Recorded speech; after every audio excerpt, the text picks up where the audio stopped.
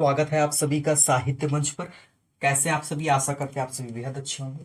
आज की इस वीडियो में हम टॉपिक क्लियर करने वाले हैं हिंदी साहित्य में मोस्ट इंपॉर्टेंट टॉपिक हिंदी संचार माध्यम, कंप्यूटर और वैज्ञानिक विकास के विषय में। देखिए, यह उतना ही इंपॉर्टेंट टॉपिक है जितना कि एक कॉमन सा paper, first paper net GRF का होता है। ठीक है, सो बिना टाइम वेस्ट किए और बिना वीडियो को स्किप किए पूरा देखना है ताकि समझ में आए। चलिए, संचार माध्यम और हिंदी। देखिए क्या है, सूचनाओं के आदान प्रदान का माध्यम ही संचार माध्यम कहलाता है, जैसे पत्र पत्रिकाएं या मोबाइल इत्यादि। जन जन तक समाचारों, सूचनाओं या महत्वपूर्ण जानकारियों को पहुंचाना जनसंचार कहलाता है। इसके माध्यम दो प्रकार के होते हैं, पहला प्रिंट और दूसरा इलेक्ट्रॉनिक। प्रिंट में आपका समाचार पत्र पत्रिकाएं आती हैं और इलेक्ट्रॉनिक में आपका श्रव्य रेडियो, दृश्य श्रव्य जैसे कि टीवी आपका। ठीक है ना, श्रव्य यानी सुनने के लिए जैसे रेडियो आपका हुआ, और दृश्य श्रव्य में जैसे आपका टीवी आता है। नेक्स्ट पॉइंट, हिंदी ने तमाम प्रकार के संचार माध्यमों के अनुकूल खुद को बनाया है, जिसका प्रयोग वर्तमान में किया जा रहा है।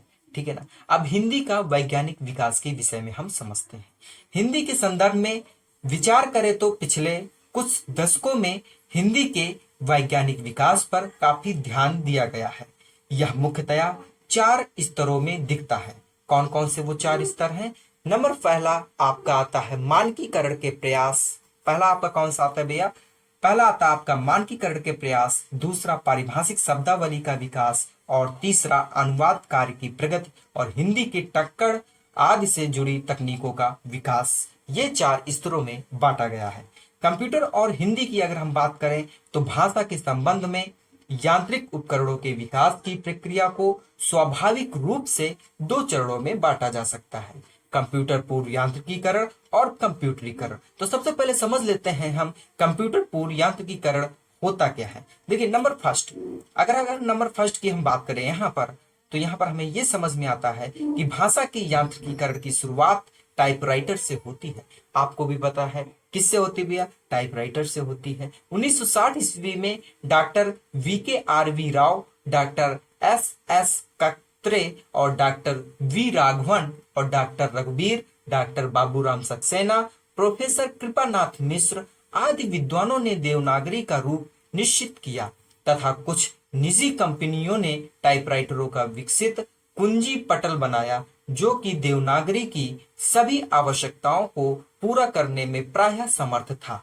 कुछ मिलाकर इस कुंजी पटल में 174 संकेतों की व्यवस्था भी की गई थी। ठीक है ना। नेक्स्ट हम चलते हैं और पढ़ते हैं यहाँ पर 1960 वाली बात को। देखिए, 1960 की बात ये कही गई है कि 1960 में संचार मंत्रालय के अंतर्गत हिंदुस्तान टेलीप्रिंटर नामक उद्यम प्रारंभ हुआ।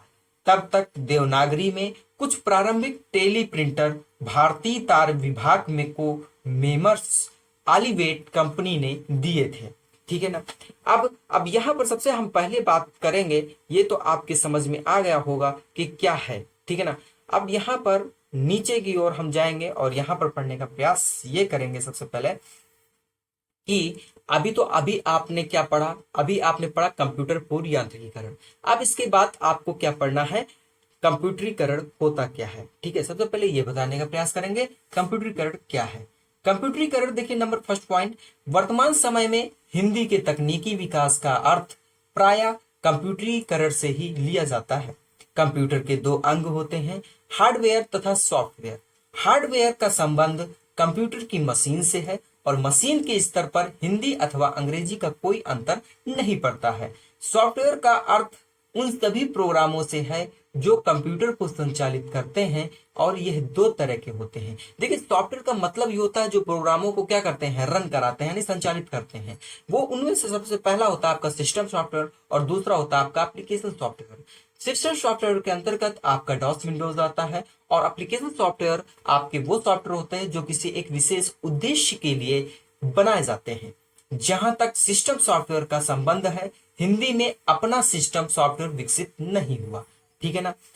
नेक्स्ट पॉइंट में हम पढ़ेंगे एप्लीकेशन सॉफ्टवेयर ही वह क्षेत्र है जो सीधे सीधे हिंदी के कंप्यूटरीकरण से जुड़ा हुआ है। इस क्षेत्र में 2 तरह के कार्य कंप्यूटर प्रमुख रूप से करता है, पहला डेटा प्रोसेसिंग यानी आंकड़ा संसाधन और दूसरा होता है वर्ड प्रोसेसिंग यानी शब्द संसाधन।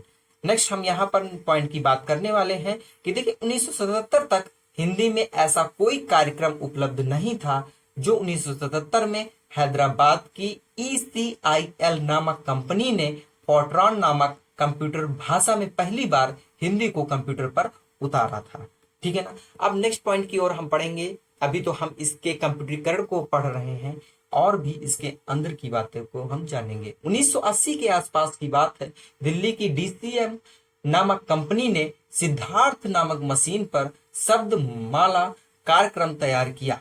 यह हिंदी मशीन द्विभाषी शब्द संसाधक था, एक साथ दोनों भाषाओं में सामग्री संसाधन की सुविधा भी देती थी। नेक्स्ट पॉइंट, इसी समय हैदराबाद की CMC नामक कंपनी ने 3 भाषाओं यानी अंग्रेजी, हिंदी और एक भारतीय भाषा में शब्द संसाधन के लिए लिपि नामक मशीन भी तैयार की। इन सभी कार्यक्रमों में प्रायः 2 कमियां थी। पहली कमी ये थी, एक तो ये लेजर मुद्रण या फोटो कंपोजिंग में प्रयुक्त नहीं हो सकते थे और दूसरा इनके कुंजी पटल अलग अलग थे और अक्षरों की बनावट में भी अंतर था। ये दोनों क्या थे, इनकी कमियां थी इस कार्यक्रम के। इस संदर्भ में पुणे स्थित एक भारत सरकार की कंपनी CDAC थी, ठीक है ना, जिसको कहा जाता है centre for development of advanced computing, उसका योगदान बहुत ही महत्वपूर्ण रहा है। ठीक है, जब ये कमियां देखी गई, ये 2 कमियां जब देखी गई कि भैया एक तो लेजर मुद्रण या फोटो कंपोजिंग में यानी कंपोजिंग में प्रयुक्त नहीं हो सकती है और दूसरा कुंजी पटल इसके अलग अलग और बनावटें भी अलग अलग है थी।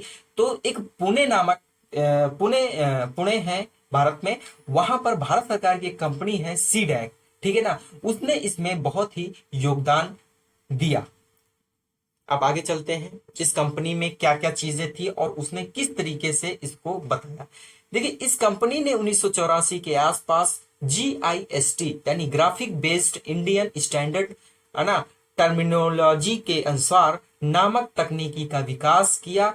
जिस्ट एक कंप्यूटर कार्ड है जिसे कंप्यूटर में लगा देने पर हिंदी तथा सभी भारतीय भाषाओं में कंप्यूटर के पर्दे पर अक्षर छापे जा सकते हैं। तो ये काम जो किया है वो CDAC नामक कंपनी पुणे में स्थित है, उसने ये काम किया है।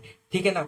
नेक्स्ट हम यहाँ पर बात करने वाले हैं, देखिए, नए लोग हिंदी को कंप्यूटर के माध्यम से सीख सके, इसके लिए लीला नामक एक पैकेज तैयार किया गया है जो उच्चारण, लिपि तथा चित्रों के माध्यम से बच्चों तथा विदेशियों को हिंदी का ज्ञान कराता है। ठीक है ना।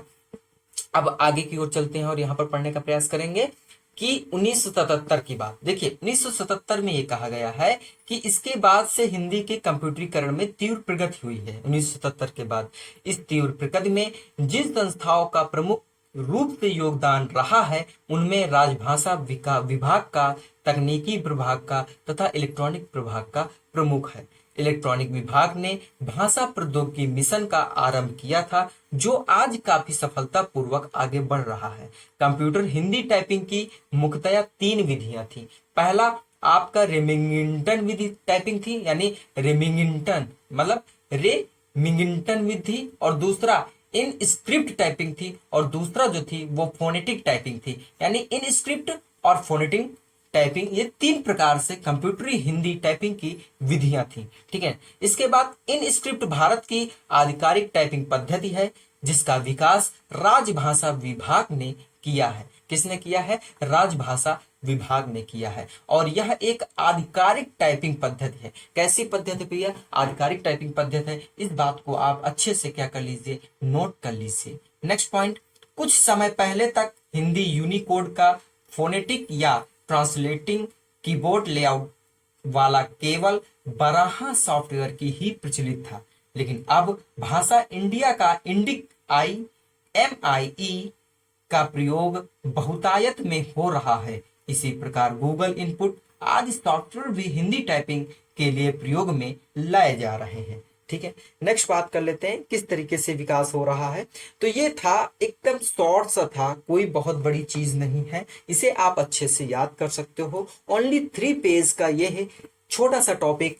कौन सा? हिंदी, यानी कौन सा भैया? हिंदी संचार माध्यम, कंप्यूटर और वैज्ञानिक विकास के विषय में था। अगर वीडियो अच्छी लगी है और ये टॉपिक अच्छा लगा है तो वीडियो को लाइक करें और चैनल को सब्सक्राइब बिल्कुल करें। धन्यवाद।